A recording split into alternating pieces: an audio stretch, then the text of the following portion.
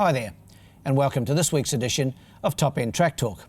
I'm Andrew O'Toole, and today we'll be having a look at this coming Saturday's meeting here at Fanny Bay, which will be the 15th of June. The Great Northern Darwin Cup Carnival is getting ever closer, and more visiting trainers have been reaching the top end this week. The numbers are starting to look impressive, with not only the visitors here in strength, but the locals as well. Like last week, a 6-race card comes up for decision this weekend, with some 53 acceptors and 4 each-way betting affairs. And as usual at this time of the year, the fields are competitive and certainly not easy to narrow down, but we'll do our best today to point you in the direction of a few winners. The first race gets underway at the mid-afternoon time of 2:57 p.m. NT time, and in the opener, it's the Asian United Food Service Handicap. It's a 1,600 metre event for the 0 to 58 gallopers, and my numbers are 6, 1, 2 and 4. I'm going here for number 6, Strategic Journey on top. This horse is a perennial place getter. His last 4 starts have been third place gettings. And at Adelaide River last time out, third behind Zap. That was a pretty good run. Beaten 6 lengths on that occasion, but this horse is knocking on the door for trainer Phil Cole, and Jared Todd takes them out. By the way, many congratulations to Jared and his wife Andrea. They had a baby boy earlier this week, so must be something in the water in rural Darwin. That's both Jared and Brendan Davis in recent times, and Felicia Bergstrom, of course, welcoming babies. So well done to the team. Strategic Journey on top for me, number 6. Ahead of number 1, Skeldak. This horse had its first run here on the track last week for new trainer Emma Steele. Of course, Emma was represented by a winner last week in Borlone, so she's off and running.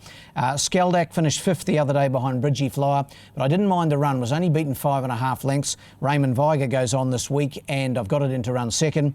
My third selection, number 2, the consistent Whitworth from the Kerry Petrick barn. Paul Denton, good to see Paul back in the saddle after a short spell on the sidelines with injury, and Whitworth was third last week behind Borlung. His last 4 runs have been pretty consistent, Whitworth, so he must go in. And my fourth selection, number 4, Ali Taka. 6, 1, 2 and 4 in the first.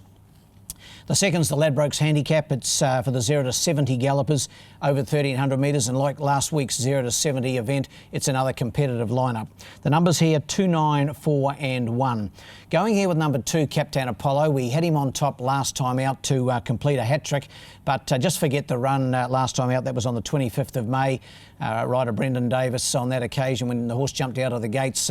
Brendan's little saddle that he had on the horse carrying 55.5 kilograms basically turned itself inside out. It was most unusual to see. Brendan back on again. The horse carries 61 kilograms this week, so might be one time that you like to have a bit more weight than a bit less, because Brendan will have a more substantial saddle on. Captain Apollo's got such a good record over the 1,300, 4 wins from 10 starts, that I'm going to give him another chance. 2 on top for me.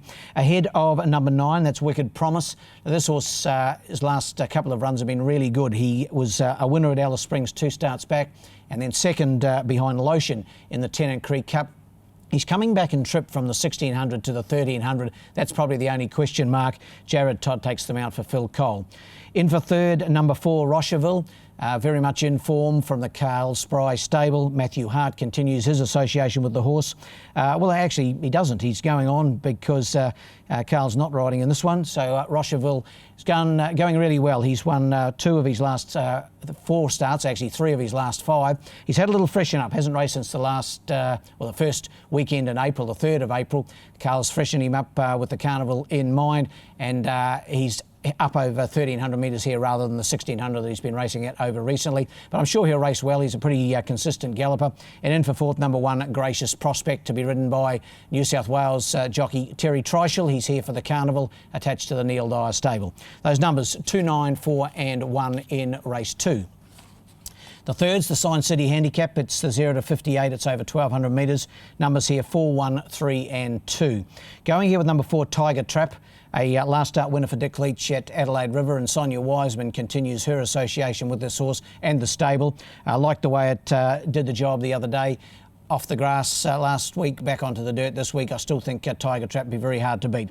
Number 4 on top for me, ahead of number 1, Mulk. Neil Dyer trains, Terry Treichel aboard. I thought he was disappointing the other day, Mulk. He sat outside the leader and gave up pretty meekly, I thought, in the home straight. But he can do that. He's a funny sort of horse. On his day, he is very hard to beat. And I think if the pace is on here, dropping back from the 1,300 to the 1,200, he'll get back in the field. And I think he races best when he is allowed to find his feet and run hard home. Got him in to run second, number 1 Mulk. In for third, number 3 Daisley. Kerry Petrick's team starting to race pretty well. Wayne Davis aboard. A winner 2 starts back and racing consistently. And in for fourth, number 2 Nicarossa. 4, 1, 3 and 2 in the third. The fourth, the Cancer Council NT Handicap. It's the feature event on the day's program. It's for the open sprinters and, of course, over the 1,200 metres. Numbers here, 1, 5, 2 and 4. He certainly looks the bet of the day to me. Number 1, El Toronado. Carl Spride trains and rides. He was a winner last time out on the grass at Adelaide River when ridden by Dan Morgan, claimed the 3 kilogram apprentice allowance on that occasion. But his form on this track is superb. He's won 8 races in the top end, rather in the territory. He's won 6 in Darwin, 1 at Adelaide River and 1 at Alice Springs. 59 kilograms, pretty good weight for a horse of this calibre. And I think over the 1,200 metres, up against some opposition which will be looking for further, he looks the horse to beat. 1 on top for me, ahead of the obvious danger, number 5 Killam. He resumed last week here, finished down the track behind Quantum Dot. That was 1,100 metres, steps up to the 1,200. And Paul Denton goes on Killam, of course, from the Kerry Petrick stable. Got him in to run second. In for third, the stayer, number 2 Stanley. Neil Dyer has this horse here with a run in the Darwin Cup, hopefully on the agenda.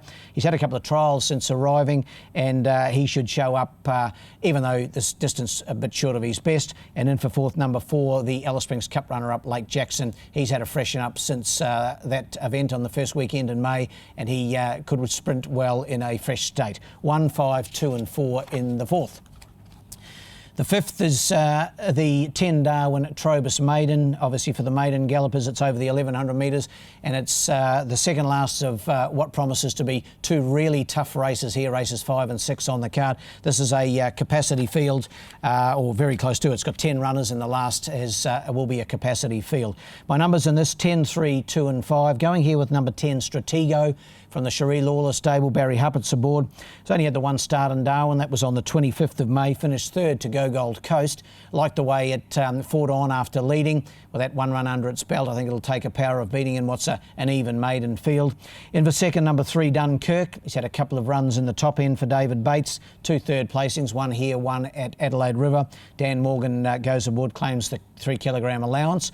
In for third, number 2 Medaglia Veloce, a newcomer to the top end, this one in the Gary Lafoe Junior stable. Paul Shires aboard, has some half-decent form in New Zealand. He's native New Zealand and has his first start in the top end. I'll be watching him. And in for fourth, number 5, Lots of Coin. Back to maiden grade, he should make his presence felt. 10, 3, 2 and 5 in the fifth. And the last is the Gardens Park Golf Links Handicap. It's also over 1,100 metres for the 0 to 64 gallopers. My numbers 2, 8, 3 and 4. Number 2, Carmen Aaron's putting together some very, very good form. He's won his last 3 for Gary Lafoe Jr. Paul Shires continues his association. He was on last time. Only wins narrowly, this horse. His last 3 wins have been by 0.2 and 0.1 of a length. So doesn't win by a margin, but he's been doing everything right, and there's no reason to suggest he won't race well again. Number 2 on top. Ahead of number 8, Dubawi Sniper. Was very impressive, I thought, winning at Adelaide River on the grass last start, which was his first start in the territory. Vanessa Arnott for Jason Manning. That combination going well. Vanessa with a double last week. In for third, number 3, Needy Rocket. He's had a freshen up. This 5-year-old trained by David Bates. Brendan Davis takes the mount, and wouldn't surprise to see him go a bold race fresh. And in for fourth, number 4, Icelandic Star. 2, 8, 3 and 4 in the last. Best bet of the day comes up in race 4. He looks the shot side of me. He won't pay much, but number 1, El Toronado. Race 4, number 1, El Toronado. Well, the best roughie comes up in race 6, and it's number 9, Sabai Sabai. Race 6, number 9, Sabai Sabai for me. Well, that wraps up this edition of Top End Track Talk, but we'll be back again same time next week in advance of the very popular Burnborough Club Cup Day, and that, of course, will be the 22nd of June. And in the meantime, good luck and good punting.